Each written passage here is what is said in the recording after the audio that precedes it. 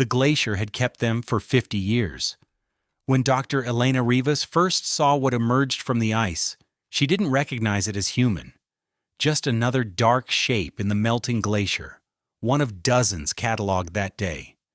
The climate research expedition had been documenting Cerro Maldito's accelerated ice loss for 3 weeks, routine work tracking the retreat of the Andean glaciers. Nothing in her scientific training had prepared her for the moment when history and memory would collide in the most personal way possible. "I need everyone over here," she called, her voice carrying strangely in the thin mountain air. Her team gathered around what appeared to be fabric, weathered but somehow preserved, jutting from the translucent blue ice.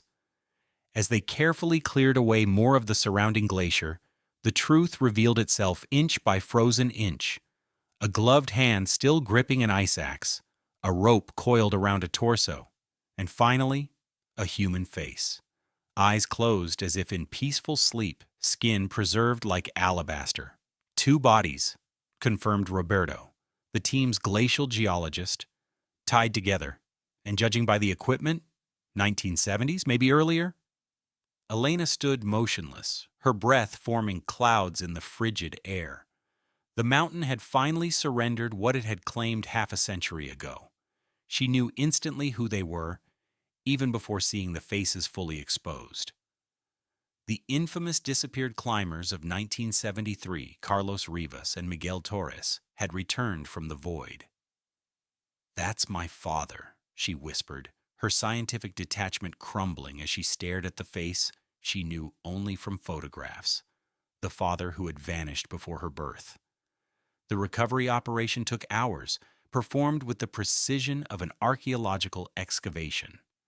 Elena worked mechanically, her training overriding her emotion as they carefully extracted the 2 men from their icy tomb. Their bodies were remarkably preserved, frozen in the middle of what appeared to be a desperate moment. Their expressions were not of terror, but of strange acceptance, as if they had made peace with whatever fate had befallen them. As they prepared to transport the bodies down the mountain, Elena noticed something protruding from her father's backpack, a small metal object encased in ice. "Wait," she said, carefully chipping away the surrounding frost. "It's a camera, an old Minolta." The discovery sent a chill through her that had nothing to do with the mountain's bitter cold. The camera, like the men who carried it, had been preserved in the timeless grip of the glacier, and inside might be the only record of what had actually happened during those final moments on Cerro Maldito in 1973. "The film might still be intact," said Mendez, the expedition's senior researcher, examining the camera without touching it. "The cold would have preserved it."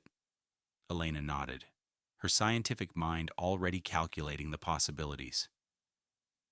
"If we can recover the images, we might see what they saw," Mendez finished.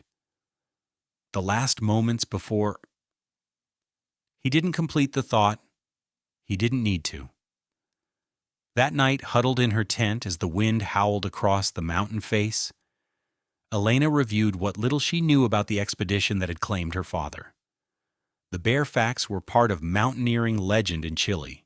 2 elite climbers, Carlos Rivas and Miguel Torres, lifelong friends from a small town in the Chilean Andes, had set out to conquer Cerro Maldito, the cursed peak, in the winter of 1973. They never returned. Rescue teams found no trace. The mountain, as locals said, had simply swallowed them. Elena had grown up with this story, raised by a mother who spoke of Carlos as a hero who had died pursuing greatness. Her childhood had been filled with reverent stories about her father's courage, his ambition, his refusal to surrender to nature's challenges. In Elena's mind, Carlos Rivas had become more legend than man, a perfect, fearless ghost whose legacy had steered her toward a life studying the very glaciers that had claimed him. Now, as the wind screamed outside her tent like a living thing, Elena opened a small, waterproof pouch they'd recovered near the bodies. Inside was a climbing journal, its pages remarkably preserved by the cold. She recognized her father's handwriting immediately, though she had never seen it before. Neat, precise, the mark of a methodical mind. The final entries told a story far different from the heroic myth she'd been raised with. March 16th, 1973. Weather turning. Barometer dropping fast. Miguel wants to push on. Says turning back would be surrender. I don't disagree, but the risk has increased beyond acceptable margins. Compass readings increasingly erratic near the north face. March 17th, storm worsening. Radio contact failed. Compass completely unreliable now. Points north regardless of orientation. Miguel convinced we're close enough to summit to continue. Something feels wrong about this mountain. The locals' warnings echo in my mind now. March 18th, visibility near zero. We've lost the route. Miguel insists we're on track, but I've never seen conditions deteriorate so rapidly. The sound of the wind, it's almost like voices. Haven't told Miguel this? He'd think I'm losing my nerve. The final entry was dated March 19th, 1973. Summit syndrome has Miguel in its grip. He won't consider descent despite clear danger. I've made a decision I hope I never have to implement. The third harness remains unused. He doesn't know I brought it. If we can't both make it down, at least one of us should. The mountain can have me, but not both of us.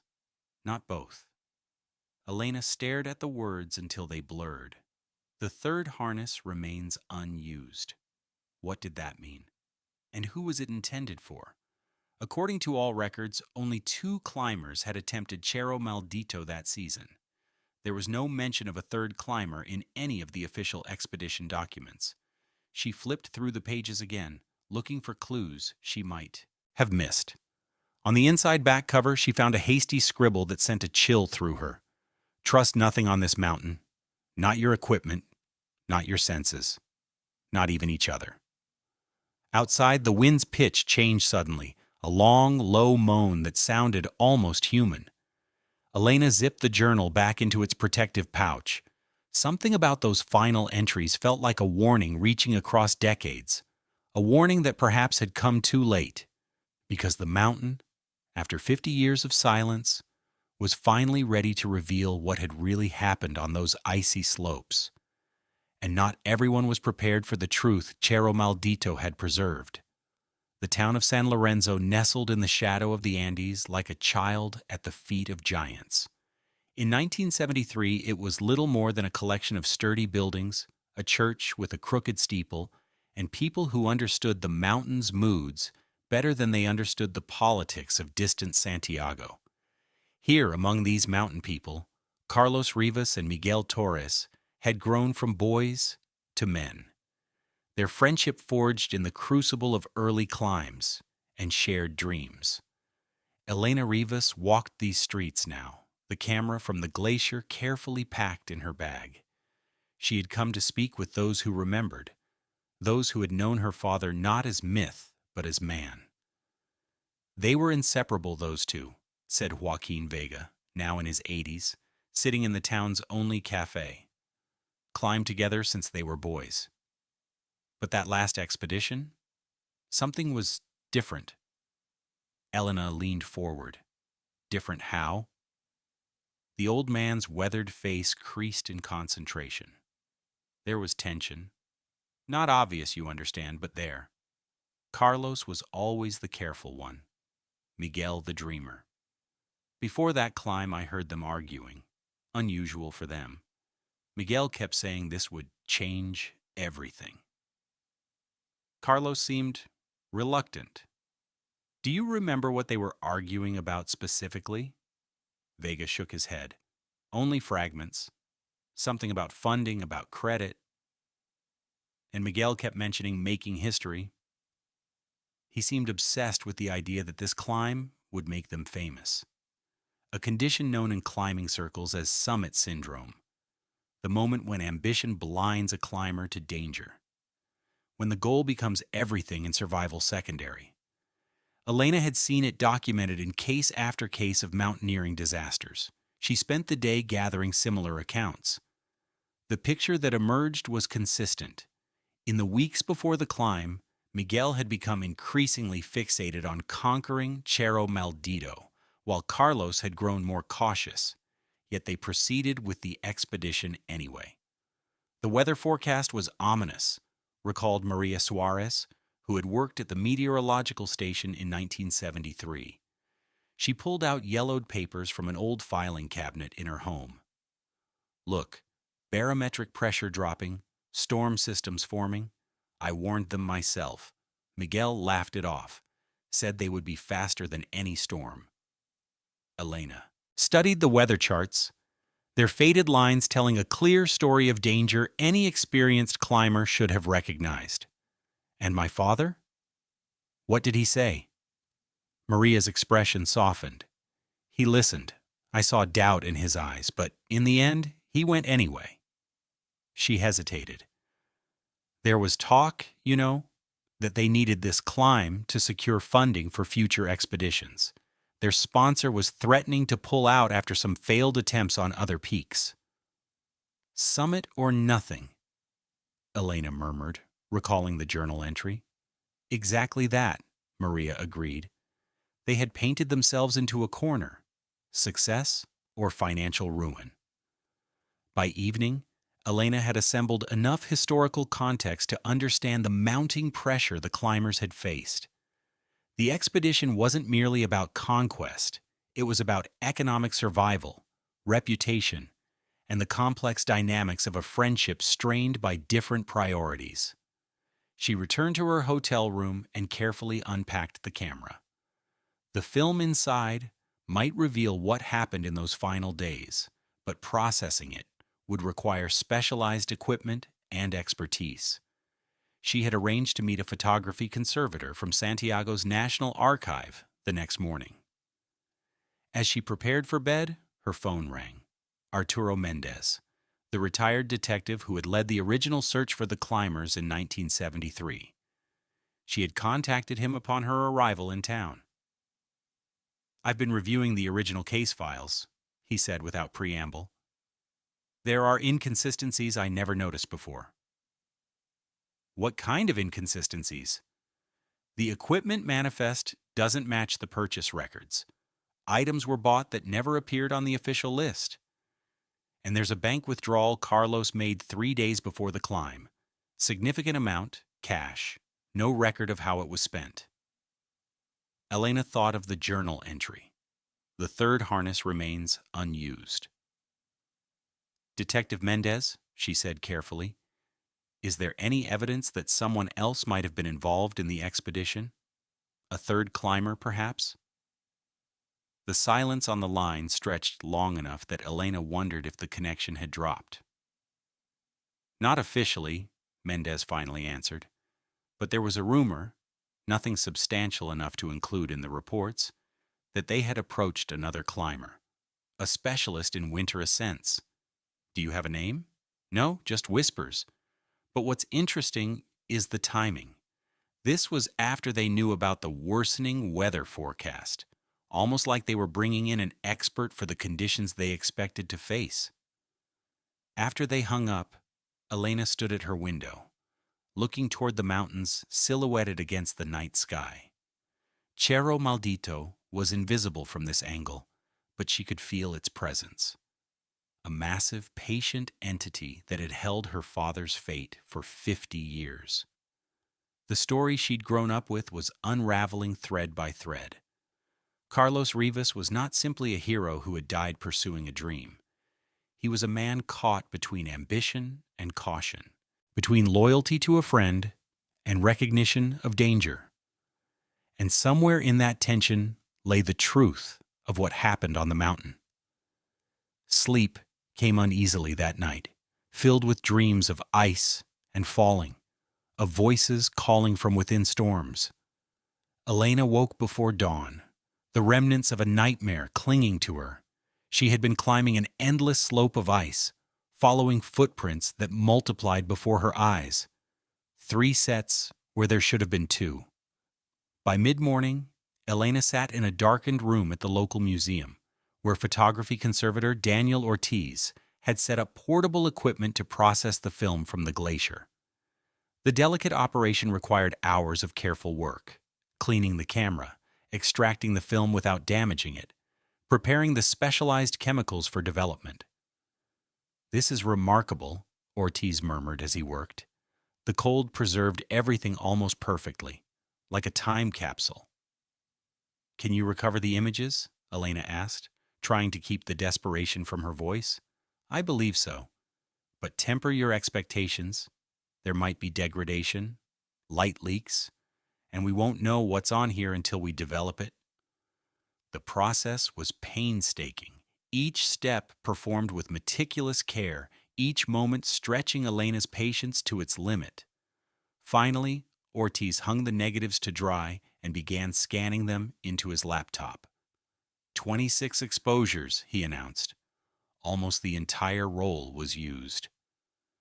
The first images appeared on screen. Landscape shots of the mountain's approach, Carlos and Miguel smiling at their base camp, equipment checks, the beginning of their ascent. Ordinary documentation of what had begun as an ordinary expedition, despite the warnings. Then came photos from higher elevations, the landscape growing more severe, the smiles replaced by determined expressions as the climb intensified. Elena could track the deterioration of conditions through the sequence. Clear skies giving way to gathering clouds, visibility gradually decreasing. "This must be their high camp," Ortiz said, displaying an image of two tents secured against increasingly strong winds, Miguel giving a thumbs up in the foreground. The next several shots showed the final push toward the summit. Steep ice fields, technical climbing sections, both men roped together navigating a narrow ridge. The weather had clearly worsened significantly. The images were hazy with blowing snow. Then came the final 3 photographs. The first showed Miguel standing on what appeared to be a false summit, pointing upward toward the actual peak, still shrouded in clouds above him. His expression was triumphant despite the obvious storm conditions surrounding him. The second captured Carlos, looking not at the summit, but back down the route they had climbed, his expression impossible to read through his ice-encrusted facial covering. It was the third and final image that silenced the room. Taken in near whiteout conditions, it showed both Carlos and Miguel in the frame, struggling against what must have been hurricane-force winds. But behind them, partially obscured by blowing snow, was a third figure. Indistinct, blurred by motion or conditions, but unmistakably human. "That's impossible," Elena whispered. There were only 2 climbers. Ortiz zoomed in on the mysterious shape, enhancing the image as much as possible. The figure remained frustratingly unclear, a dark silhouette against white, features indiscernible, but the general shape of a person was undeniable. Could it be a shadow? An equipment pack? Ortiz suggested. "No," Elena said with certainty. "Look at the positioning. That's a person." She stared at the image, a cold dread spreading through her that had nothing to do with the frozen landscape on screen. Because there was something familiar about that silhouette, something in its stance, its proportions, something that seemed to echo the 2 men it followed, like a reflection, like a ghost, like something the mountain itself had conjured from their own fears and ambitions. "The third harness remains unused," she murmured, remembering her father's cryptic journal entry. Ortiz looked at her quizzically. "What?" "Nothing," she said. "Can you print these? I need to show them to Detective Mendez." As the images printed, Elena couldn't tear her eyes from that final photograph. Who was this third figure that had accompanied her father and Miguel Torres to their deaths? And why had there never been any record of their presence? The mountain had kept this secret for 50 years, but now, like the bodies themselves, the truth was slowly emerging from the ice. The instruments failed them, Arturo Mendez said, spreading topographical maps across his dining room table. At 78, The retired detective still moved with the deliberate precision that had made him legendary in local law enforcement. That's the first thing you need to understand. Elena studied the maps, modern satellite imagery alongside the hand-drawn charts her father would have used in 1973. The differences were striking. These elevation lines are wrong, she said, pointing to discrepancies. And this entire section, it's marked as stable terrain on the old map, but satellite data shows it's a major crevasse field. Mendez nodded gravely. Cartography in the 1970s relied heavily on ground observations and aerial photography. Cerro Maldito was mapped primarily from distance observations due to its reputation for danger. Your father and Torres were climbing with fundamentally flawed information. But incorrect maps were only the beginning. As they reconstructed the expedition's final days using journal entries, weather records, and the recovered photographs, a more disturbing picture emerged. "Look at this entry," Elena said, pointing to her father's journal. "Compass gone mad. Points north regardless of orientation. That's not just disorientation from the storm. That suggests magnetic anomalies, which are documented in that region," Mendez confirmed. "The mountain has unusual iron deposits that can interfere with magnetic compasses.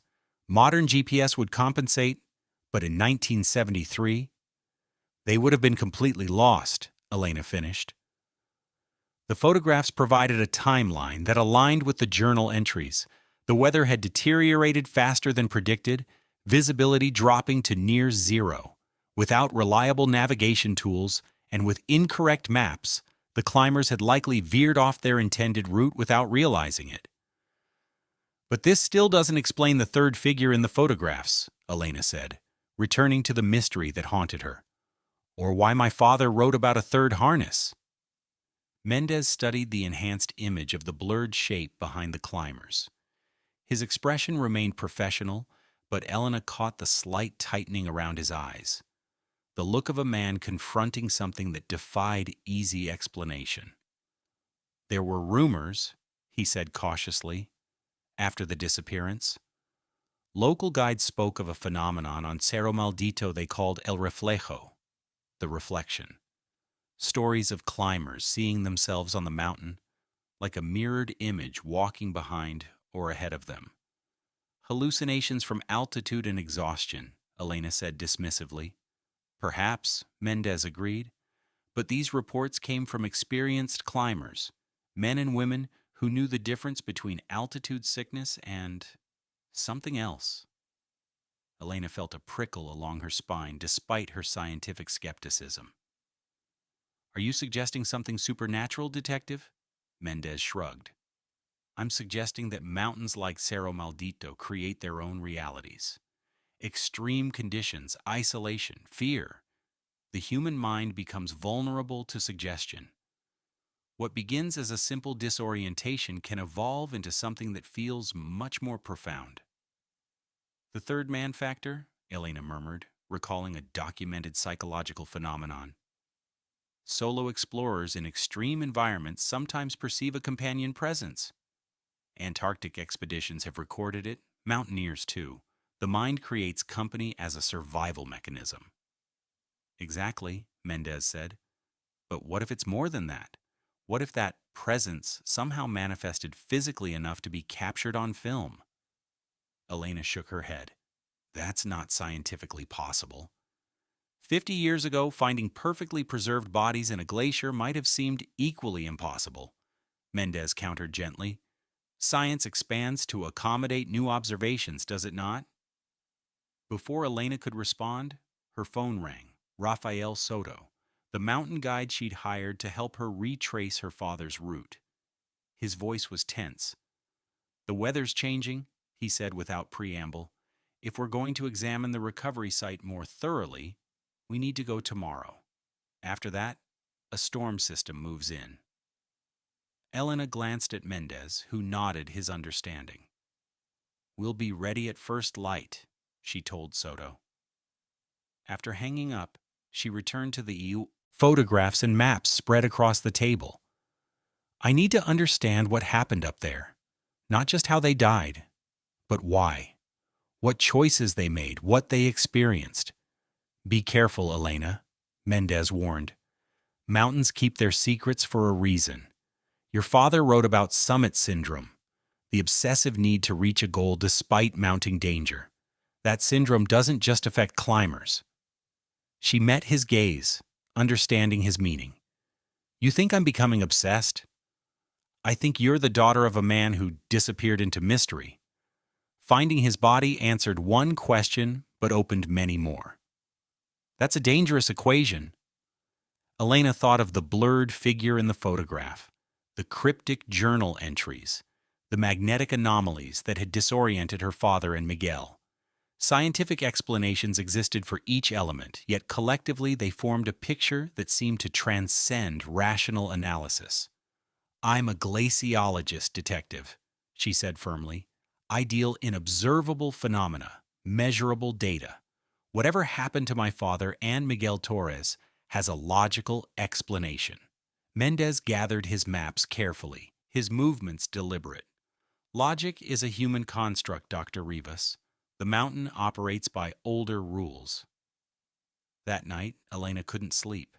She reviewed her father's journal repeatedly, searching for clues she might have missed. One entry particularly troubled her: the sound of the wind. It's almost like voices. Auditory hallucinations were another documented effect of high altitude and extreme stress. But what if her father had actually heard something? What if the third figure had somehow communicated with them? Outside her hotel window, the wind picked up, whistling through the narrow streets of San Lorenzo. For a moment, in her exhausted state, Elena could almost imagine it carried words, unintelligible but insistent, calling from the direction of the mountains. She shook off the fancy and returned to her preparations for tomorrow's expedition. Unlike her father, she would ascend with modern equipment: GPS navigation, satellite communication, weather prediction algorithms. Technology would protect her from the mountain's disorienting influence.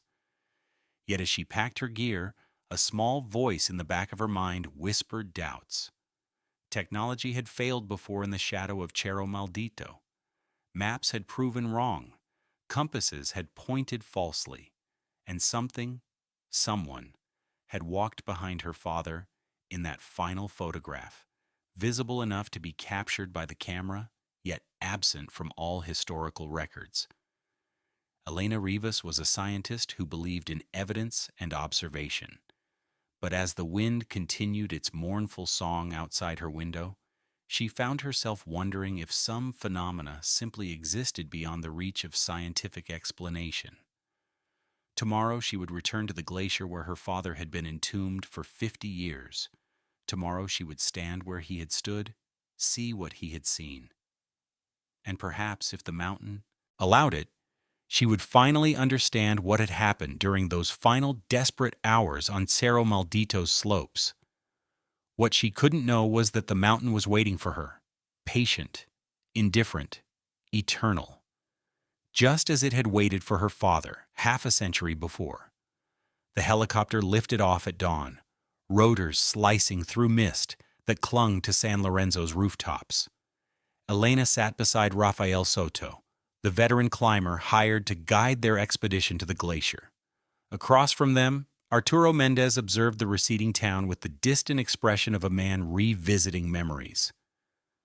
"You were part of the original search team," Elena said over the headset, not a question, but an invitation.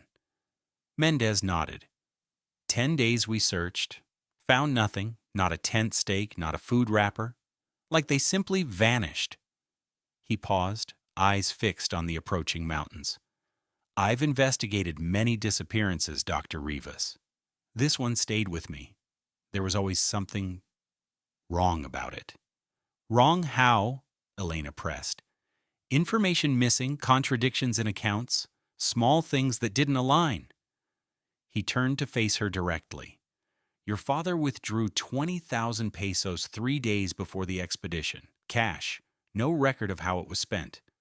Equipment costs, maybe?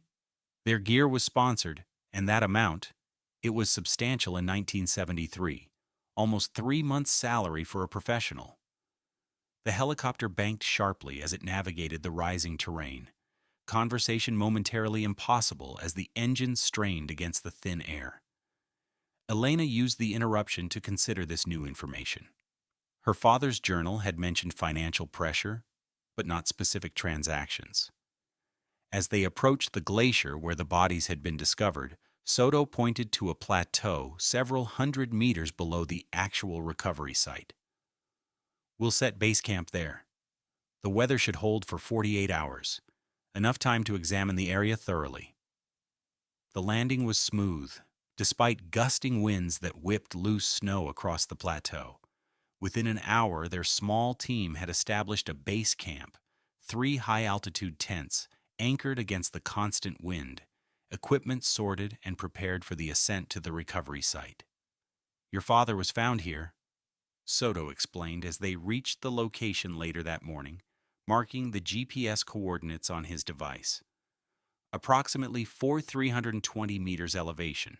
According to conventional routes, they should have been nearly 2 kilometers southeast of this position. "They were lost," Elena said. "More than lost," Mendez interjected, surveying the surrounding terrain. "They were in completely the wrong section of the mountain. It's as if they were climbing an entirely different route than the one they'd planned." The three stood in silence, absorbing the implications. Modern equipment allowed them precise positioning and orientation, luxuries Carlos and Miguel had lacked. From this vantage point, Elena could see how the mountain's complex topography could become disorienting in poor visibility. "I want to check something," she said, pulling out printed copies of the final photographs. She oriented herself to match the camera angle of the last image, looking back down the slope the climbers would have ascended. What she saw didn't make sense. "This ridgeline," she said, pointing to a distinctive formation visible in the photograph and then to the actual landscape before them. "It's wrong. The perspective is impossible from this position." Soto examined the photograph and then the terrain, his experienced eye confirming her observation. "You're right. This shot couldn't have been taken from here. The angle is wrong." "Then where was it taken?" Elena demanded. "Higher," Mendez said quietly. "Much higher." The implications struck them simultaneously. If the photograph was taken at a higher elevation, then Carlos and Miguel had continued their ascent beyond this point. The location where their bodies were found wasn't where they had died. They had been moved after death, carried downward by some force. "Avalanche?" Soto suggested. Elena shook her head.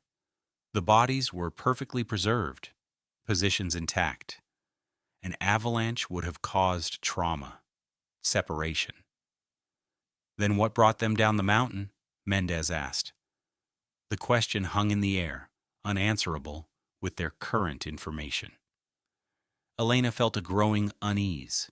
Each new discovery seemed to complicate rather than clarify the mystery of her father's fate. They spent the remainder of the day documenting the recovery site, taking samples of the surrounding ice and snow for later analysis, searching for any additional artifacts the original team might have missed. As the sun began its descent behind Cerro Maldito's imposing peak, they prepared to return to base camp. That's when Elena noticed it. A subtle discoloration in the ice, approximately 20 meters from where the bodies had been found. From most angles it was invisible, but the setting sun struck it at precisely the right angle to reveal its presence. "There's something else in the ice," she called to the others. Careful excavation revealed the object. A metal canister, the type used by climbers to leave summit registers or emergency messages. Unlike the camera, this had not been with the bodies but separated as if deliberately placed apart. With specialized tools, Soto carefully opened the frozen container. Inside was a plastic-wrapped document, a single page, handwritten. Elena recognized her father's handwriting immediately. "To whoever finds this, what happened here is not as it appears," Miguel and I were not alone on this mountain. The arrangement was made in secret. A third climber, hired with cash, name deliberately omitted from official records. A specialist in winter ascents who promised knowledge of Maldito's alternative routes. Miguel arranged it without sponsor approval, convinced it would ensure our success. The third climber joined us. At high camp on March 17th, no introduction given, no credentials verified. Miguel trusted him completely. I did not. Something about him seemed wrong, familiar yet strange, like looking at a distorted reflection. Compass failures began immediately after his arrival. Radio dead. Maps suddenly seemed wrong. He led us on routes that appeared to circle back on themselves, though he insisted we were progressing upward. By March 19th, conditions deteriorated beyond safety. I insisted we descend. Miguel refused. The third climber sided with Miguel, and in the argument that followed, revealed something that cannot be rational. He knew details about our lives no stranger could know. Personal things, private fears. I am writing this separated from the others. They believe I am checking equipment. When I return to them, I will make one final attempt to convince Miguel to descend. If he refuses again, I have a decision to make. If you find our bodies, know this. There were 3 of us on this mountain, but the third was something I cannot explain. May God forgive us for our ambition. Carlos Rivas, March 19th, 1973. The sun had set completely by the time Elena finished reading aloud. In the gathering darkness, the 3 stood in stunned silence, processing the revelation that had been preserved in ice for half a century. "We need to get back to camp," Soto finally said, his voice unusually tight. Temperatures dropping fast. The walk back to their tents was conducted in silence, each lost in their own thoughts. The note had transformed theoretical speculation into concrete testimony. Carlos Rivas had believed they were accompanied by someone or something inexplicable. At camp, warmed by portable heaters and fortified with hot drinks, they finally discussed what they had discovered. "Your father was experiencing extreme conditions," Soto offered reasonably. "Altitude sickness, exhaustion, fear, all could contribute to paranoid thinking." "But the third figure in the photograph," Elena countered, "that wasn't hallucination. Something was there." "The money withdrawal supports his account of hiring someone," Mendez added, "but there's no record of any third climber requesting permits. No mentions in any communications before the expedition." "Because they deliberately kept it secret," Elena said. "My father's note is clear. This was arranged privately, off the records. Miguel wanted to ensure their success without their sponsor knowing they had help." "A ghost guide," Soto murmured. "It happens even today. Experienced climbers hired unofficially, paid in cash, no paperwork, usually because the hiring climber wants to claim an achievement without acknowledging assistance." Elena considered this, measuring it against what she knew of Miguel Torres from historical accounts and her father's journal. His ambition, his desperation to make history, might indeed have driven him to such deception. "But that doesn't explain my father's reaction to this person," she insisted. "He described him as familiar yet strange, like a distorted reflection. And how could this third climber have known personal details about their lives?" Outside, the wind increased its assault on their tents, the fabric walls pulsing with each gust. The sound created a background rhythm to their conversation, a constant reminder of the mountain's presence surrounding them. "There's a phenomenon in extreme alpine environments," Mendez said carefully, "reported by experienced climbers and dismissed by most scientists. A sense of encountering oneself. A doppelganger of sorts. It's been documented on other mountains, particularly in conditions of low oxygen, extreme cold, and psychological stress." "You think my father hallucinated a version of himself?" Elena asked skeptically. Or of Miguel, Mendez replied. The note describes this figure as a distorted reflection. Perhaps what your father encountered was some manifestation of their own ambitions, fears, or personalities. That's not scientifically viable, Elena insisted. Isn't it? Mendez challenged gently. Quantum physics suggests possibilities that would have seemed supernatural a century ago. Consciousness itself remains poorly understood.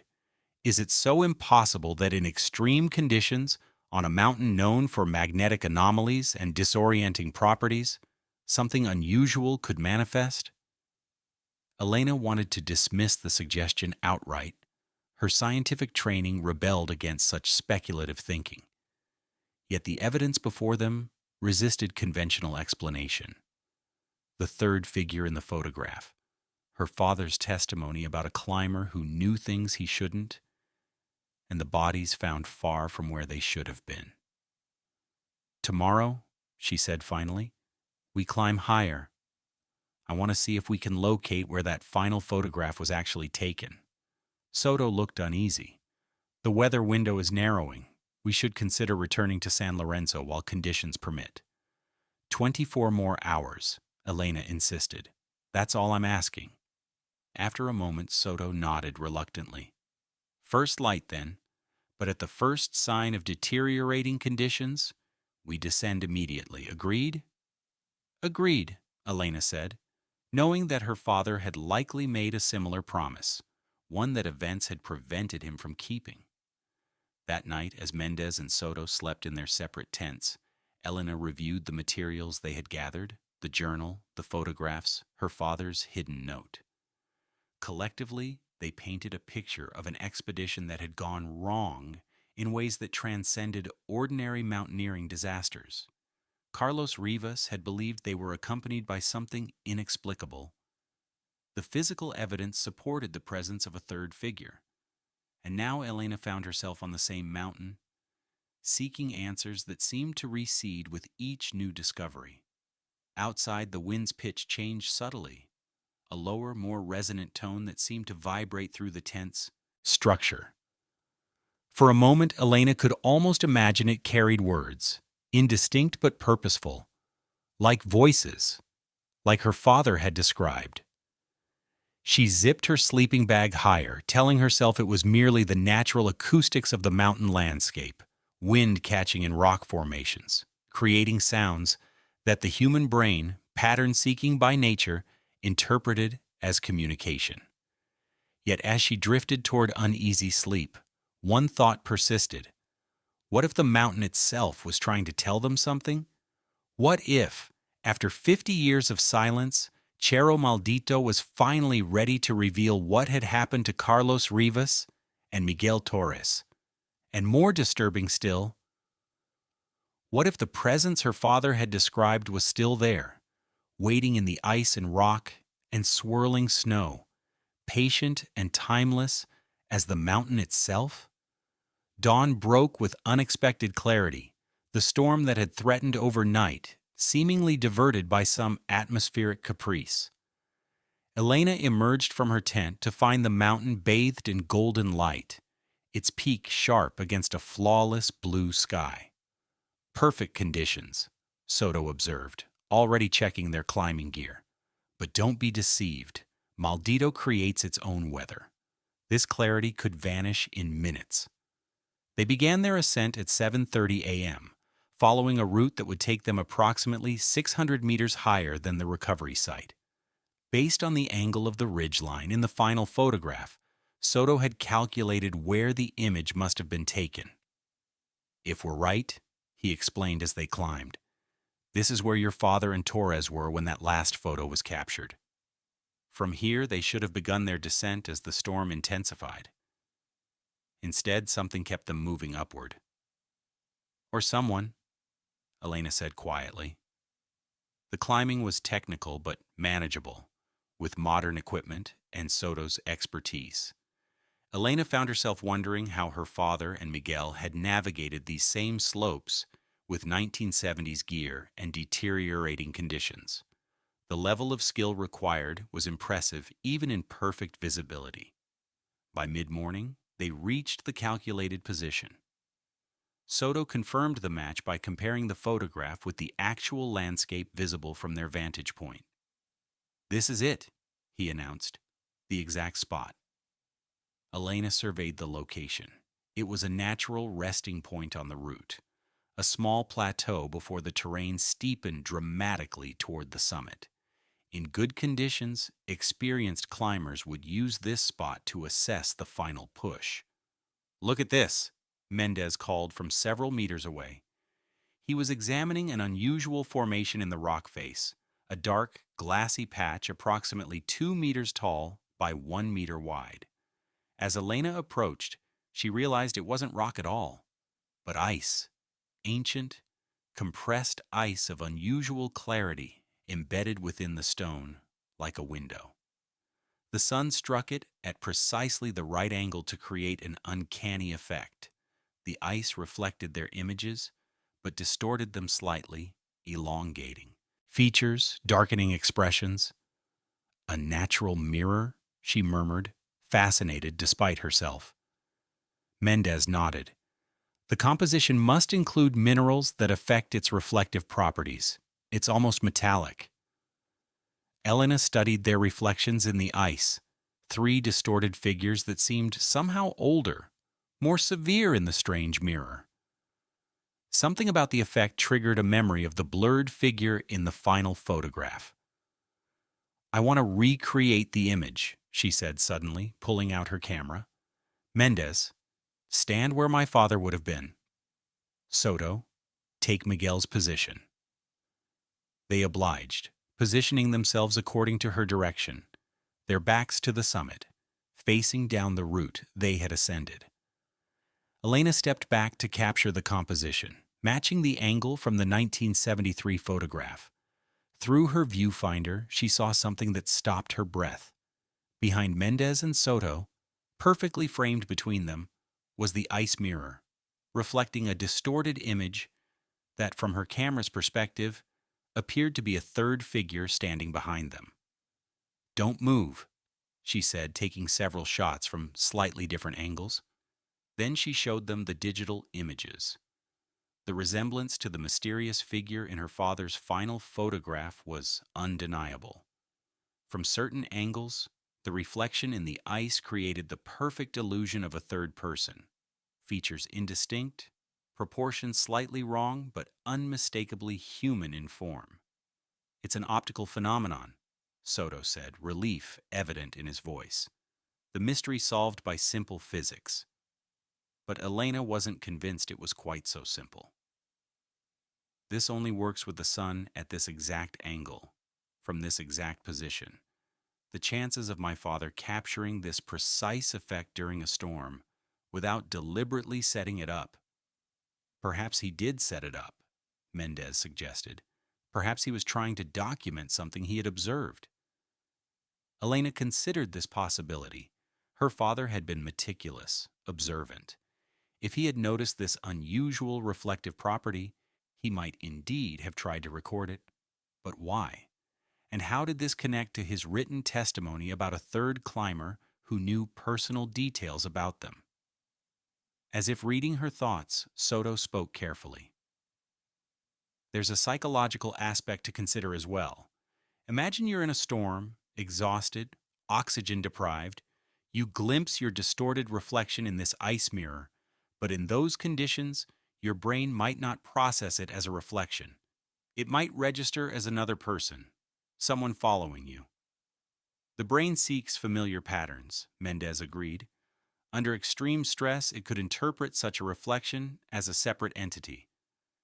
"But that doesn't explain how this entity could know personal details about their lives," Elena persisted. "If it was a manifestation of their own subconscious," Mendez replied gently, "it would know everything they knew."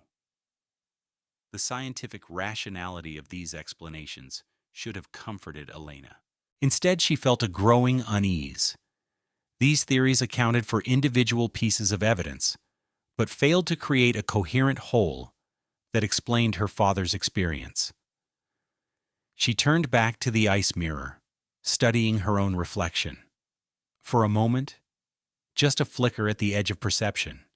She thought she saw her image move independently, a microsecond out of sync with her actual movements, a trick of light, a tired mind, nothing more. "We should continue," she said, turning away from the unsettling reflection. "I want to see how far they might have gone beyond this point." Soto checked his weather monitor with a frown. "Barometric pressure is dropping. We have maybe 3 hours before conditions deteriorate." "That's enough," Elena insisted. "Just a little higher." They continued their ascent, the terrain becoming steeper, more challenging. The perfect clarity of the morning began to fade as thin clouds gathered around the summit. Even with modern equipment, Elena found herself breathing heavily, her movements becoming less precise as the oxygen thinned. "This is approaching the death zone," Soto warned as they paused to rest. "Your father and Torres would have been severely affected by altitude at this point, especially if they'd been climbing for days without proper acclimatization." Elena nodded, understanding the implication.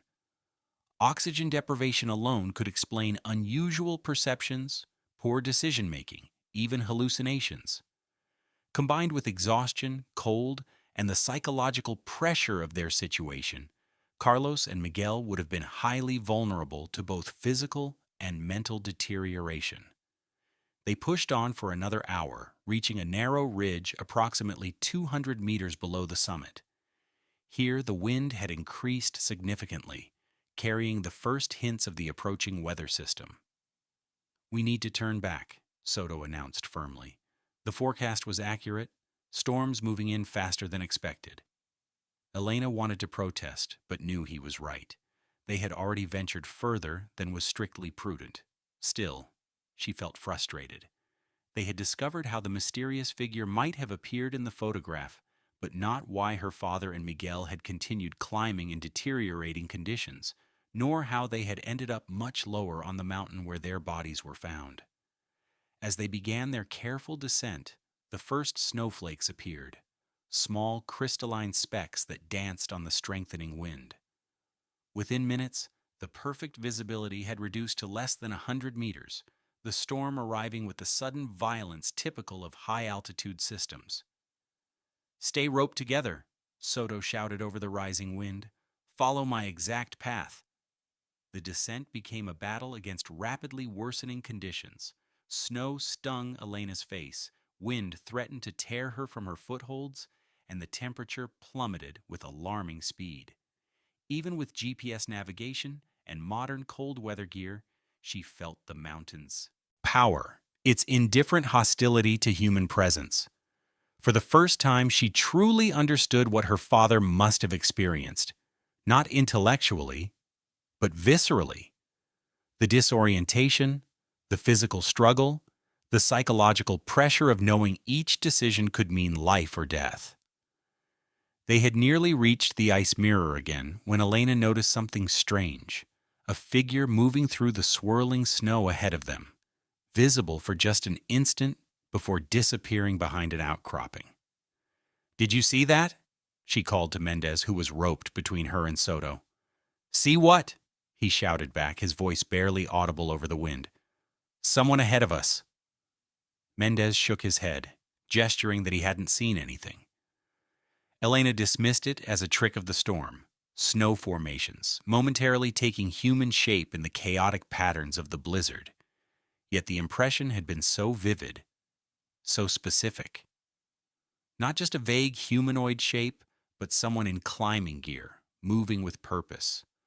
When they reached the ice mirror again, Elena paused, despite Soto's urgings to continue downward. The reflective surface was now coated with a thin layer of fresh snow, but still visible. As she brushed away some of the accumulated powder, her reflection appeared, distorted as before, but now somehow more defined, more present.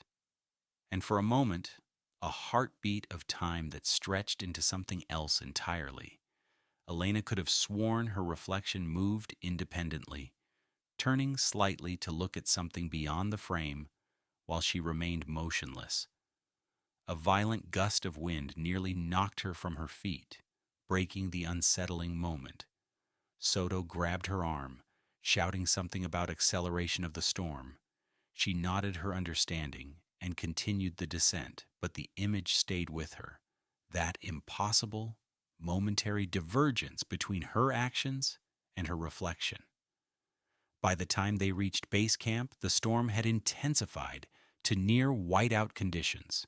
Inside their tents, secured against the howling wind, they gathered to assess what they had learned. The reflection explains the figure in the photograph, Soto said, his tone suggesting the matter was resolved. A natural phenomenon, nothing more. But not my father's written testimony, Elena countered. Not his belief that they were accompanied by someone who knew things about them he shouldn't have known. Altitude sickness, Soto insisted. Oxygen deprivation causes hallucinations, paranoia, confusion. Experienced climbers have reported conversations with people who weren't there, absolute certainty about things that weren't real. Elena understood the logic but couldn't reconcile it with all the evidence. And how did they end up lower on the mountain? Their bodies were found hundreds of meters below where that final photograph was taken. Post-mortem movement, Mendez suggested, ice flows, gradual glacier shifts over decades. The bodies could have been transported downward naturally over time. In perfect preservation? Without separation or damage? Elena shook her head. No, something else happened up there. Something we're still missing.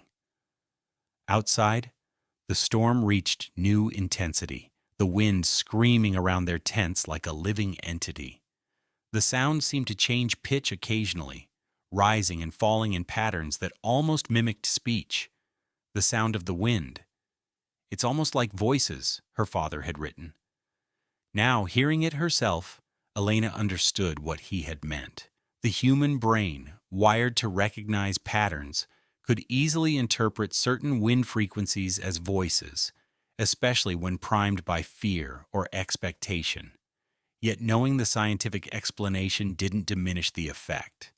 As the wind's pitch shifted again, Elena could almost imagine it forming words. Indistinct, just beyond comprehension, but insistent. Calling from the upper slopes where her father had made his final decisions.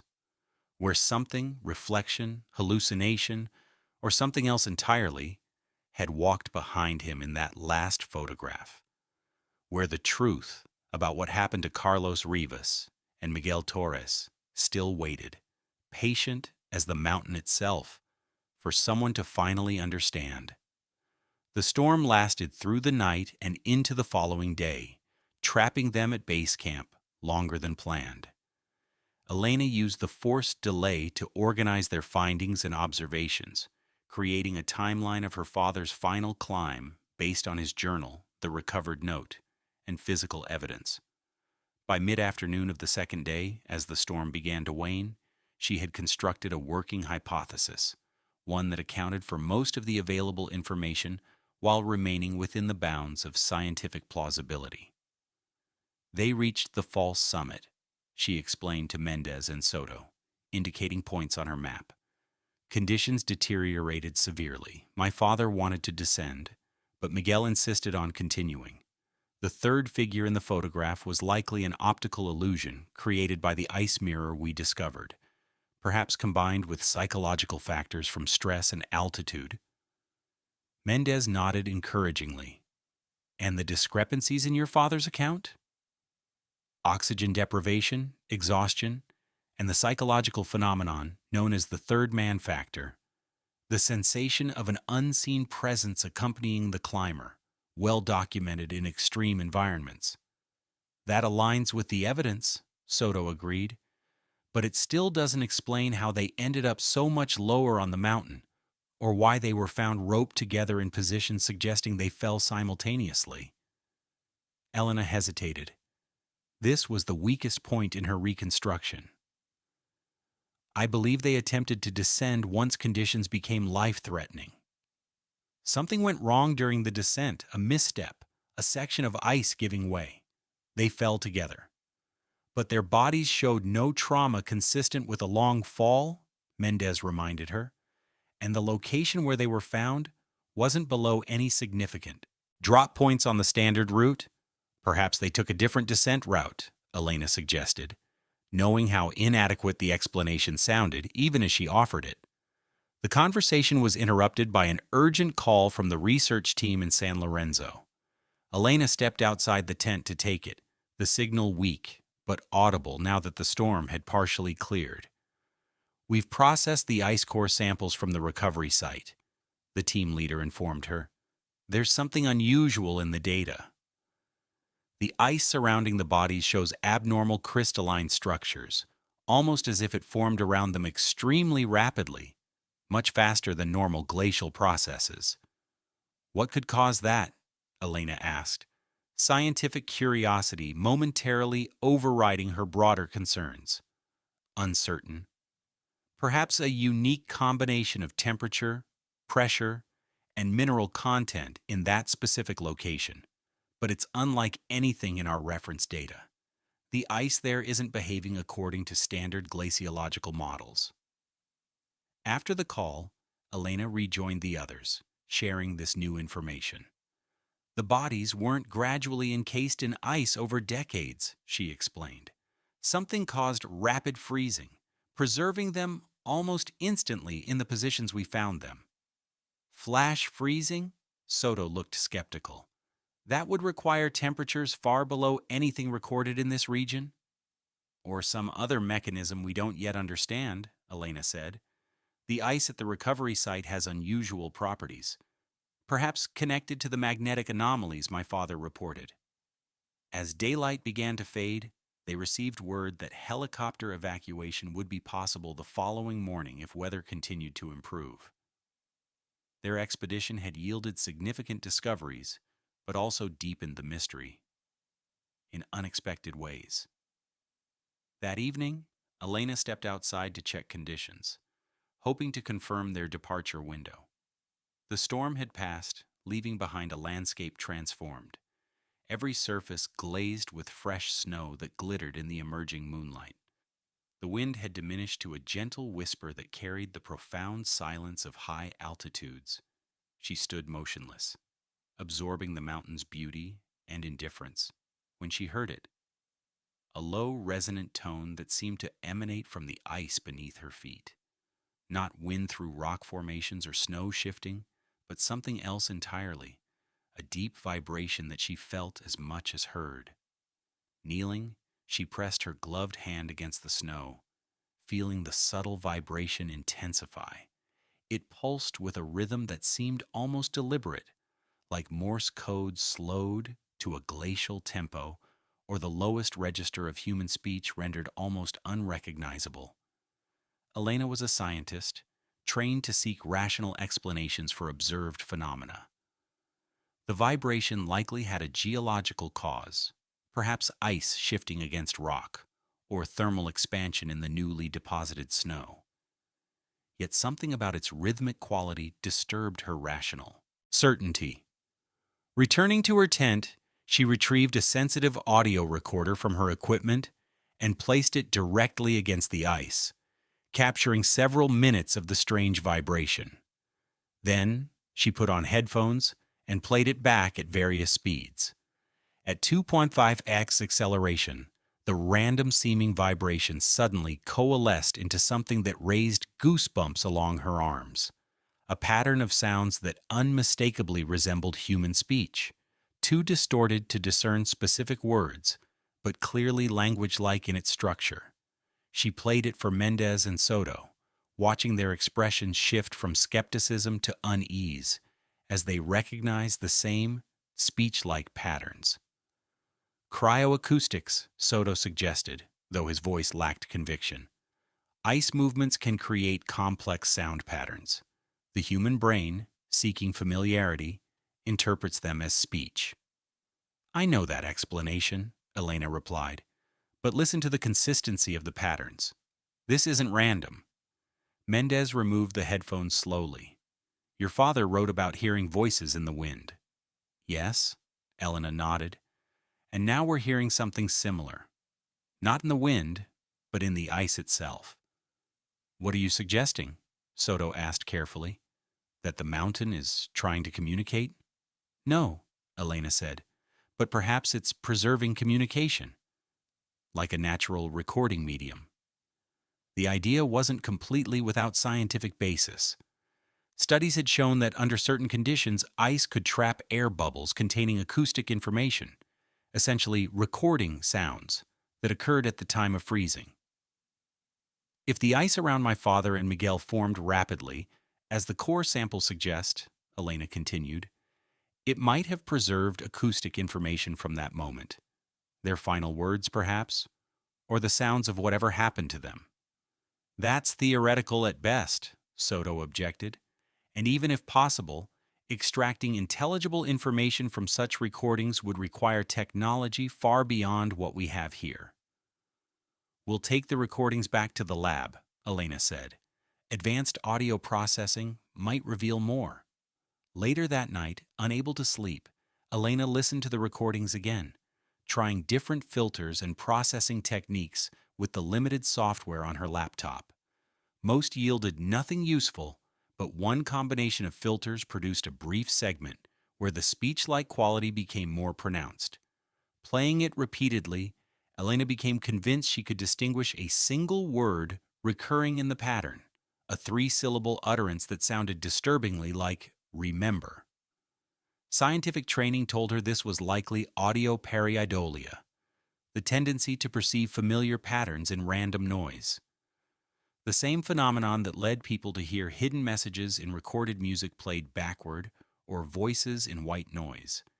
Yet the words seemed to recur too consistently, too distinctly to be dismissed entirely as imagination. And combined with everything else they had discovered, the third figure in the photograph, her father's testimony about a presence that knew things it shouldn't, the abnormal ice formation. It contributed to a picture that increasingly resisted conventional explanation. Morning brought clear skies and the welcome sound of an approaching helicopter. As they packed their equipment and prepared for evacuation, Elena made one final decision. She collected additional ice samples from the area where she had recorded the strange vibrations. Whatever was happening on Cerro Maldito, the evidence was in the ice, the mountain's memory, preserved in frozen time. The helicopter lifted off just after 9 a.m., carrying them away from the glacier and its secrets. As they gained altitude, Elena looked back at the recovery site, now just a small, dark patch on the vast white expanse. Somewhere in that frozen landscape lay answers she still hadn't found. What had her father seen or experienced in those final hours? What had caused him to write about a presence that knew things no stranger could know? And why had he and Miguel continued upward into the storm when all logic dictated descent? The helicopter banked, changing Elena's perspective. For a moment, as sunlight struck the glacier at a particular angle, she thought she saw something moving across the snow, a dark figure walking purposefully toward the summit. But when she blinked and looked again, there was nothing but unbroken white, a trick of light and shadow, a tired mind seeing what it feared, nothing more. Yet as the mountain receded behind them, Elena couldn't shake the feeling that Cerro Maldito had revealed only part of its secret, enough to draw her in, not enough to provide closure. Like the incomplete word in the ice recording, the truth remained just beyond clear perception. Back in San Lorenzo, the team separated temporarily. Soto to file reports with the mountain rescue authorities, Mendez to review his old case files with fresh perspective, and Elena to coordinate with the laboratory analyzing their samples. The preliminary results from the ice cores were fascinating from a glaciological perspective. The samples showed crystalline structures unlike any in the scientific literature, formations that suggested almost instantaneous freezing under unusual pressure conditions. "It's as if the ice formed in a vacuum," the lab technician explained, showing Elena microscope images. "The crystal alignment indicates rapid phase transition without normal nucleation processes. theoretically impossible under standard atmospheric conditions. Could a sudden extreme temperature drop cause this? Elena asked. Not any drop recorded in nature, the technician replied. We're talking about transitions that would require temperatures approaching absolute zero, physically impossible in an open mountain environment. Elena studied the images, her scientific mind struggling to reconcile the evidence with known physical laws. What about the audio recordings? The lab's acoustic specialist had been less encouraging.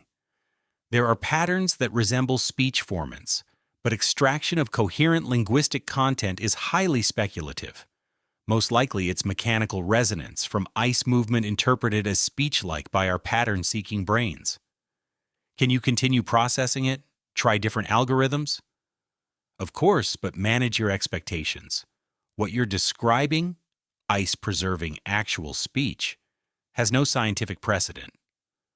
Frustrated but undeterred, Elena returned to her hotel to organize their findings. On her laptop, she created a comprehensive document detailing everything they had discovered about her father's final climb. The journal entries describing deteriorating conditions and compass malfunctions, the hidden note about a third climber who knew personal details about them, the anomalous figure in the final photograph potentially explained by the ice mirror. The bodies found in positions suggesting they died together, far from where logic dictated they should be. The unusual ice formation indicating rapid freezing under inexplicable conditions. The acoustic anomalies that resembled human speech preserved in ice individually, most could be explained by known phenomena: altitude sickness, optical illusions, psychological factors, unusual but natural geological processes. But collectively, they formed a picture that resisted simple categorization. Something extraordinary had happened on Cerro Maldito in March 1973. As evening fell, Mendez called with a new development. I found something in the original case files, something I missed before.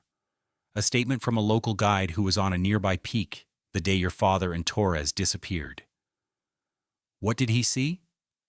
Elena asked, immediately alert. Not see, hear. He reported a sound like thunder without clouds, coming from Maldito's direction. A single massive concussion that echoed through the range, followed by absolute silence. No storms were recorded that day once the warning system cleared. When exactly? March 19th, approximately 4:30 p.m., the last day your father and Torres were known to be alive. Elena checked her timeline. The final photograph was time-stamped in the camera at 3:47 p.m. on March 19th. Less than an hour later, this unexplained acoustic event had occurred. An avalanche, perhaps? She suggested. Rescue teams found no evidence of significant snow displacement, and an avalanche wouldn't explain the unusual ice formation around the bodies. Elena added this new information to her document, the picture becoming simultaneously clearer and more baffling. Whatever had happened to her father and Miguel had been accompanied by an explosive sound event powerful enough to be heard on adjacent peaks. That night she dreamed of ice and echoes, of walking across Cerro Maldito's slopes while whispers emanated from beneath her feet. In the dream, she followed the sound to its source, a perfect circle of glass-clear ice, in which she saw not her reflection but her father, mouth moving in silent words she couldn't understand. She woke with a start just before dawn, the dream lingering with unusual clarity. Something about it nagged at her consciousness, not the obvious symbolism of seeking her father, but a detail from the dreamscape itself. A perfect circle of ice. Reaching for her laptop, Elena reviewed the satellite imagery of Cerro Maldito, focusing on the area where the bodies had been discovered. She hadn't noticed it before, but now, perhaps primed by the dream, she saw it clearly. The recovery site was at the center of a subtle circular pattern in the glacier, approximately 50 meters in diameter. The formation was barely perceptible in most images, but unmistakable once identified. A perfect ring of slightly different ice density surrounding the point where her father and Miguel had been found. This wasn't random. Ice didn't naturally form in perfect circles on mountain slopes. Whatever had caused the unusual freezing had affected a precise area with her father at its center. As morning broke over San Lorenzo, Elena knew with sudden clarity that the conventional explanations they had been considering, plausible as they might be for individual elements of the mystery, were inadequate for understanding what had truly happened on Cerro Maldito in 1973.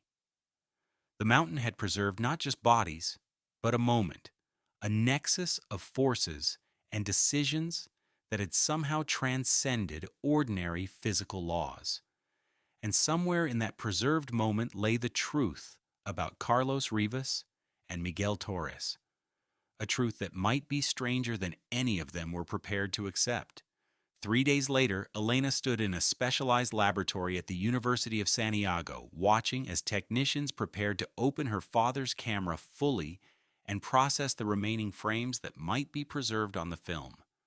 The preliminary examination had confirmed their hopes. The cold had indeed preserved most of the film, though some degradation was inevitable after 50 years. "We've recovered 23 frames so far," the head technician explained, "including the 3 you already saw. There appear to be at least 5 more exposures at the end of the roll that might be viable." Elena nodded, trying to maintain professional composure despite the emotional weight of the moment.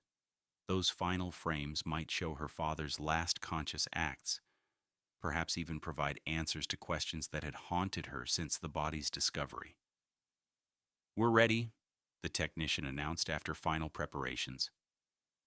The process was painstaking, each frame carefully extracted, treated with specialized chemicals, digitally scanned, and then enhanced to compensate for degradation.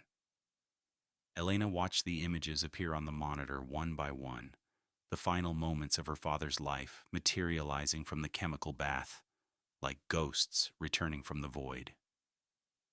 The first new frame showed Miguel standing near what appeared to be the false summit, gesturing upward toward the actual peak, his expression a mixture of determination and frustration, despite the clearly deteriorating weather conditions.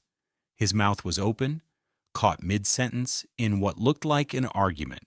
The second showed a close-up of a compass lying on a flat rock, the needle spinning visibly even in the still image, a long exposure shot that captured the erratic movement Carlos had described in his journal. The third image was more disturbing. Miguel again, but his expression had changed completely. He was staring directly at the camera with an intensity that seemed almost hostile, his features contorted in what might have been rage or fear. The background showed the storm had intensified significantly, visibility reduced to just a few meters around him. The fourth frame caused the technicians to pause in confusion. It showed what appeared to be the same scene from 2 different angles simultaneously, as if 2 cameras had captured the same moment and the images had been superimposed. In both perspectives, Miguel was visible, but from opposing viewpoints, creating a disorienting double image. "This shouldn't be possible with a mechanical camera," the lead technician murmured. "There's no multiple exposure capability in this model." The final frame emerged from processing last and silenced the room completely. It showed Carlos himself, clearly having set up the camera on a timer or handed it to someone else. He stood at what appeared to be the actual summit of Cerro Maldito, the storm raging around him, his expression calm despite the chaos of the elements. But what caused the collective intake of breath was what stood beside him, a figure that resembled Miguel, yet somehow wasn't quite right. The proportions were slightly wrong, the stance unnatural, the features both familiar and distorted, as if viewed through rippling water. And most disturbing of all, where the figure's eyes should have been, were only blank, reflective surfaces, like miniature ice mirrors embedded in the face. Elena stared at the image, scientific certainty crumbling in the face of visual evidence that defied rational explanation. This wasn't an ice mirror reflection or a photographic anomaly.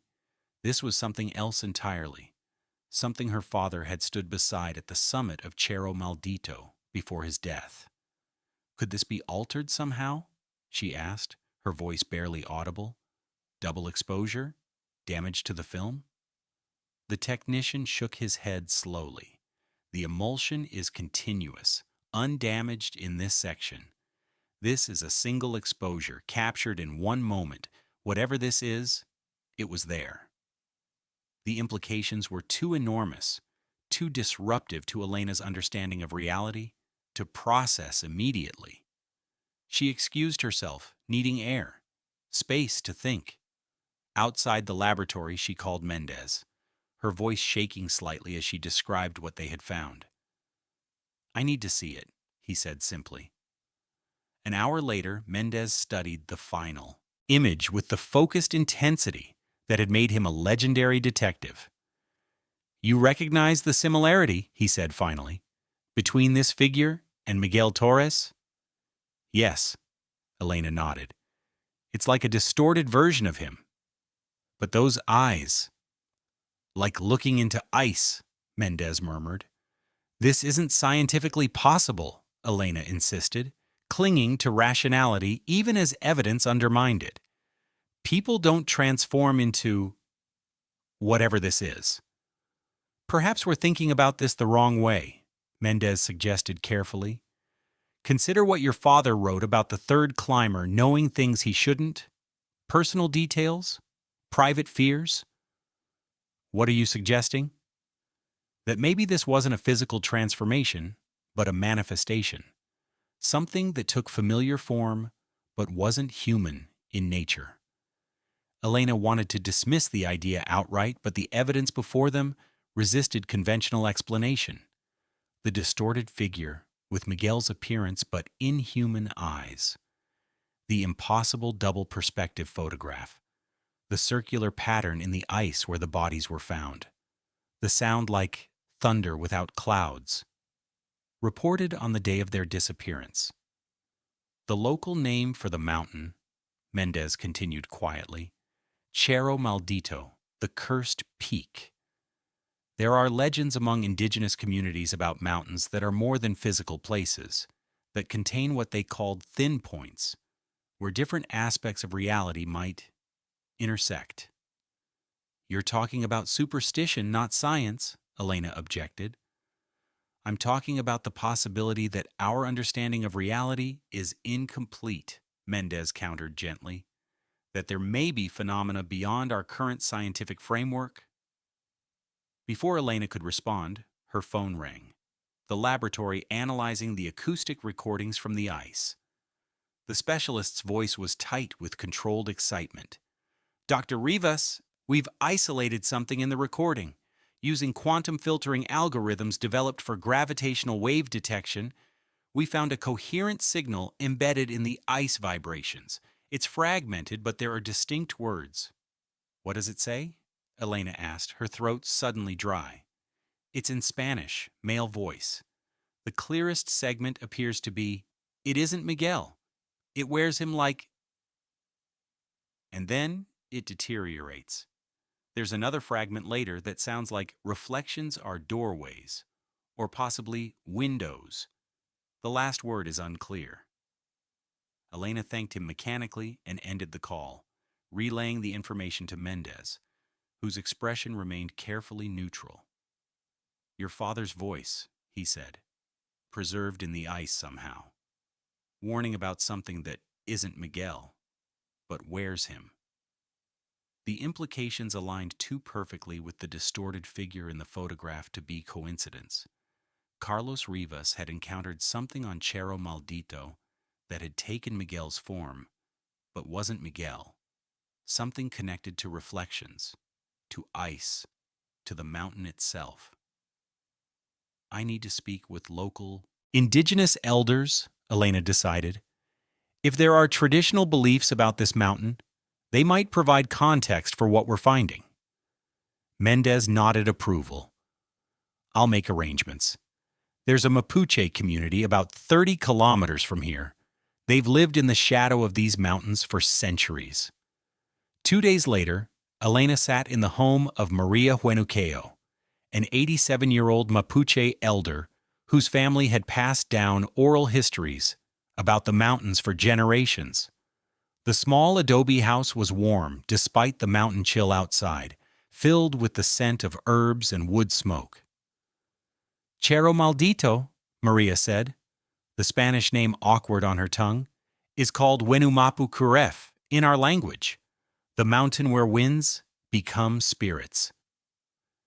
It has been known since ancient times as a place where the world thins, where reflections can become real. Elena listened respectfully, but with scientific skepticism. What does that mean exactly, reflections becoming real? The elder's dark eyes studied her intently. Our ancestors believed that reflections are not just images, but echoes of ourselves that exist in another reality. In certain places, under certain conditions, the barrier between these realities can weaken. Wenumapu Curef is such a place. And what happens when this barrier weakens? Elena asked. Sometimes nothing. But if a person's desire is strong enough, if their ambition or fear or need burns hot enough, their reflection might step through, might take independent form. Taking the appearance of someone else? Elena pressed. Maria nodded slowly. The reflection takes the form that serves its purpose. If it seeks to persuade or manipulate, it will wear a trusted face. Despite her scientific training, Elena felt a chill at how closely this aligned with what they had discovered. The distorted figure resembling Miguel, her father's recorded warning that it isn't Miguel, but wears him. These reflections, she continued carefully, what do they want? The elder's expression grew grave. To experience, to exist in our world. They offer what you desire most in exchange for permission. Permission to use your form, your life, a trade of sorts. But they are not bound by human understanding of agreements. They are like the mountain itself, ancient, patient, indifferent to human concerns. Elena thought of Miguel's obsession with reaching the summit, with making history. Had he encountered something on the mountain that offered to fulfill that ambition? Had he somehow traded places with a reflection of himself, not understanding the true nature of the exchange? It was scientifically absurd, yet it aligned with the evidence more coherently than any conventional explanation. And how would such an exchange be completed? She asked, no longer certain whether she was pursuing anthropological understanding or practical information. Through reflective surfaces, ice, water, polished stone. The reflection steps through, and the human steps into the reflection. The transition creates a disturbance, a sound like the world breaking open. A sound like thunder without clouds, Elena thought, recalling the report Mendez had found. And the human? What happens to them? Maria's ancient eyes held Elena's. They become trapped in the reflection, preserved like insects in amber, not dead, not alive, just waiting. Until the reflection tires of our world and returns, or until someone recognizes what has happened and breaks the exchange. The conversation continued for hours, Elena carefully documenting every detail of the Mapuche beliefs about the mountain and its properties. By the time she left, the sun was setting behind the Andes, casting long shadows across the landscape. Scientifically, she couldn't accept the literal truth of these traditional beliefs, yet she couldn't dismiss them entirely either, not when they provided a framework that explained their findings more completely than conventional science. That night, Elena reviewed everything they had learned, attempting to construct a coherent narrative of what might have happened to her father and Miguel in March 1973.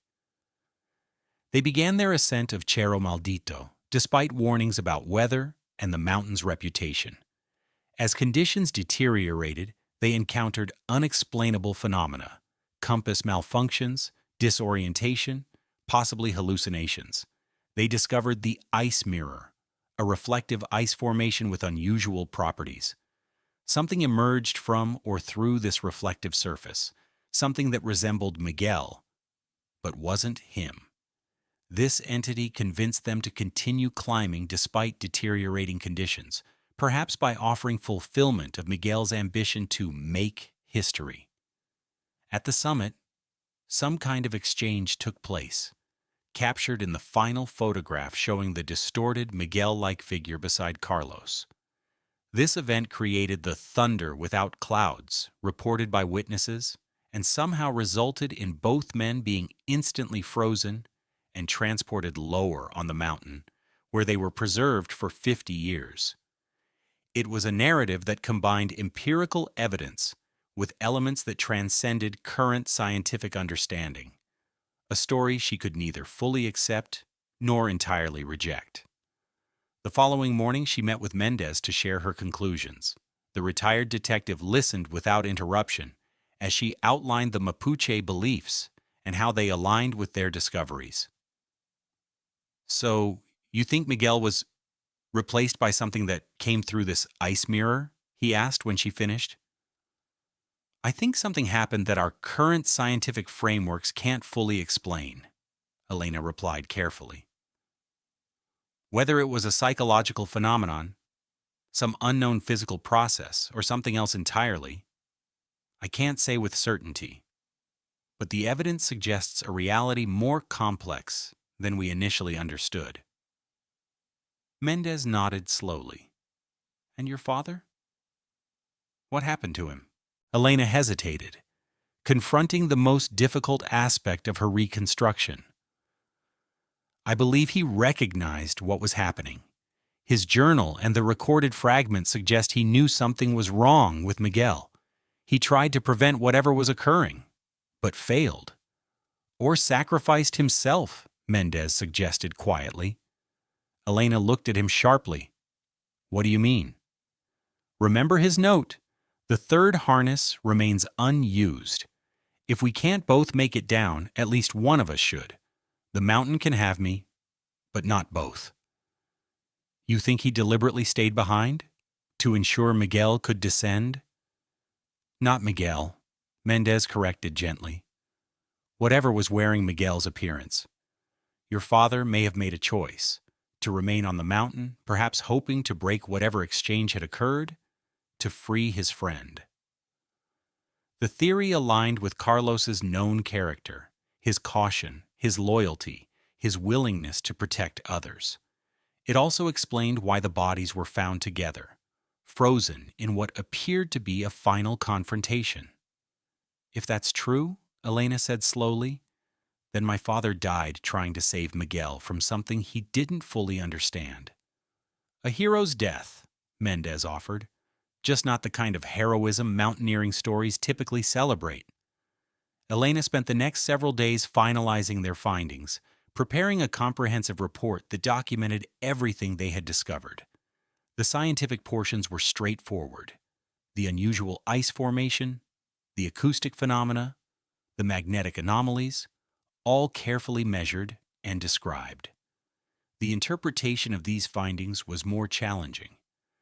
Elena ultimately chose to present multiple possible explanations, ranging from the strictly conventional, psychological factors, optical phenomena, unusual but natural geological processes, to the more speculative, currently unknown physical principles, phenomena beyond current scientific understanding. She included the Mapuche traditional beliefs not as literal truth, but as a conceptual framework that aligned with their observations in ways that warranted further investigation. Science had evolved throughout history by confronting anomalies that couldn't be explained by existing paradigms. Perhaps Cerro Maldito presented just such an opportunity for expanding human understanding.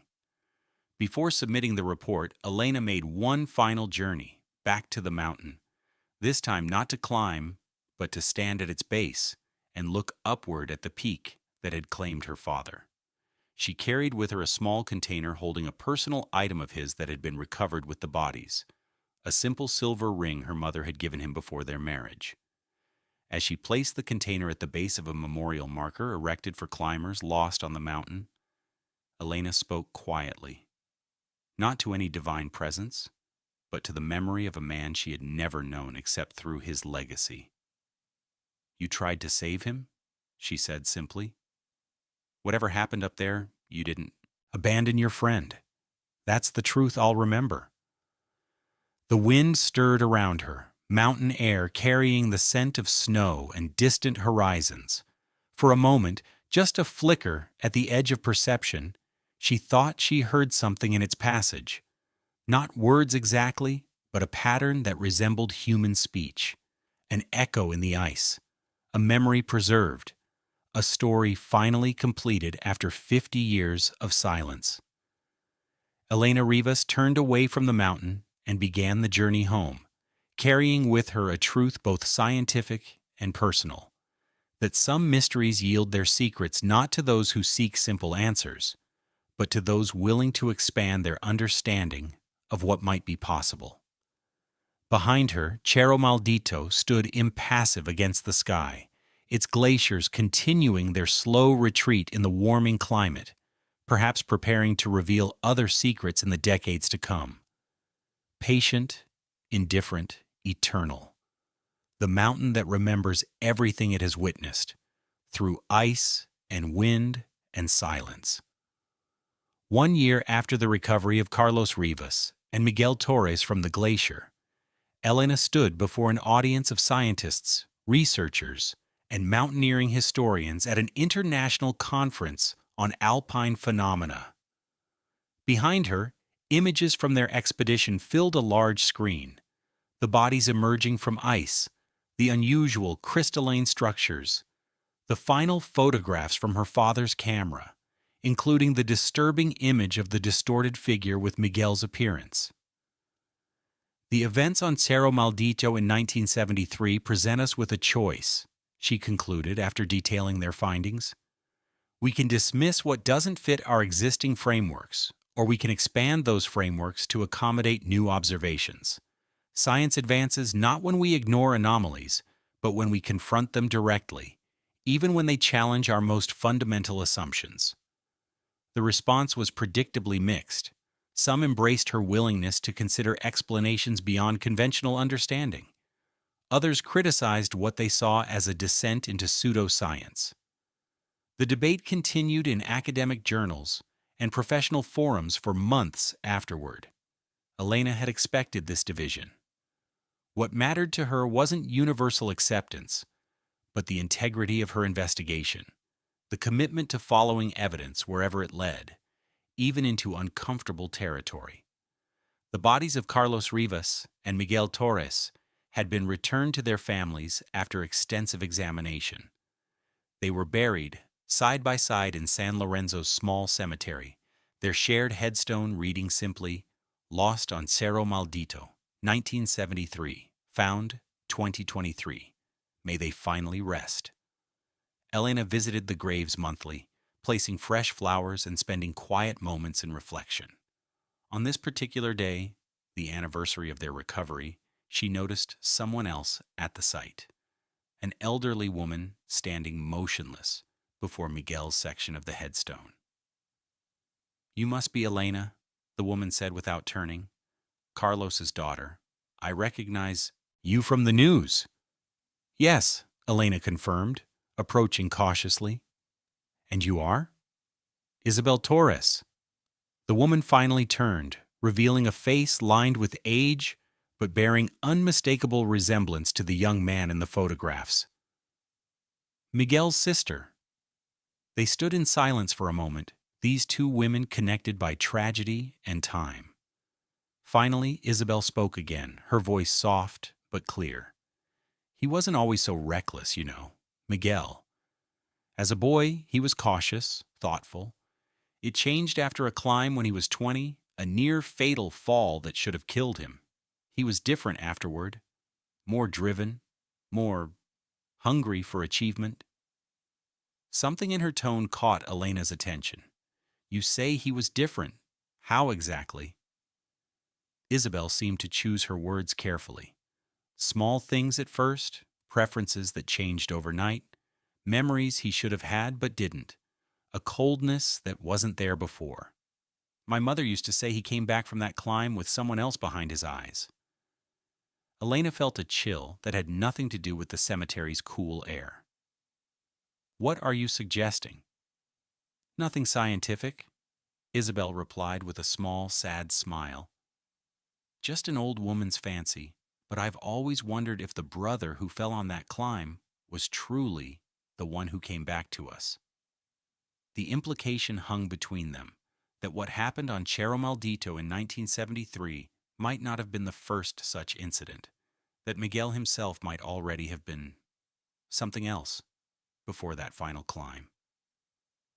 Your father knew, Isabel continued quietly. Not consciously, perhaps, but he sensed something wasn't right. That's why he insisted on accompanying Miguel on every climb afterward, why he went up Maldito despite his own reservations. He was protecting others from whatever Miguel had become. Elena thought of her father's final journal entries, his note about the third harness, his apparent decision to remain on the mountain rather than allow both of them to return. Had he recognized something in Miguel that others hadn't? Had he made the ultimate sacrifice to prevent something worse than the loss of two climbers? The mountain keeps what it claims, Isabel said almost to herself. But sometimes, rarely, it gives back something in exchange. Not the same thing it took. Something altered, changed by its time in the ice. After Isabel left, Elena remained at the graves, turning their conversation over in her mind. The scientific part of her dismissed the implications as magical thinking, the natural human tendency to create narrative from coincidence, to find pattern in randomness. Yet another part of her, perhaps the daughter rather than the scientist, recognized that some truths might exist beyond current scientific understanding. That reality might be more complex, more layered than human frameworks could fully capture. Her phone chimed with a message from the laboratory, the final results from their acoustic analysis of the ice vibrations. Using advanced AI processing, they had recovered one more fragment of coherent speech from the recordings. It wants to return through me. Don't let it come down the mountain. Her father's voice, preserved in ice for 50 years, his final warning. Elena closed her eyes, feeling the weight of a truth that could never be published in scientific journals or presented at academic conferences, a truth that would remain personal, carried within her like the genes she had inherited from a father she had never known. Carlos Rivas had died not in pursuit of mountaineering glory, but in an act of protection, containing something that should not have left the mountain. His last conscious act had been to ensure whatever had taken Miguel's form remained in the high, isolated realm of ice and wind where its influence would be limited. A heroic death, as Mendez had said, just not the kind of heroism mountaineering stories typically celebrated. As Elena left the cemetery, the sun was setting behind the Andes, painting Cerro Maldito's distant peak in crimson and gold. From this distance it appeared beautiful rather than threatening, a perfect triangle of stone and snow, rising from the earth like a natural cathedral. Yet she knew its beauty concealed complexities beyond simple appearance. Like the ice mirror they had discovered, the mountain's surface reflected one reality while containing another. What appeared solid might be permeable, what seemed fixed might be fluid, and what the mountain kept, memories, echoes, reflections, remained preserved in its frozen heart, waiting for the right moment to emerge into light. Elena Rivas was a scientist who had dedicated her life to measuring, analyzing, and explaining the physical world. But her father's legacy had taught her that some truths exist in the spaces between explanation, in the echoes that reverberate through ice, in the reflections that sometimes move independently of their source, in the voices carried by mountain winds. She would continue her research, her teaching, her contributions to glaciology and climate science, but she would carry with her always the knowledge that reality might contain more than what conventional science could measure, that some mysteries are not meant to be solved, but witnessed, respected, and remembered. Behind her, Cerro Maldito stood against the darkening sky, patient and eternal. The mountain that remembers everything it has witnessed, the mountain that sometimes rarely gives back what it has claimed, though never quite in the same form it was taken, the mountain that waits, through decades of silence, for someone to finally hear what it has preserved.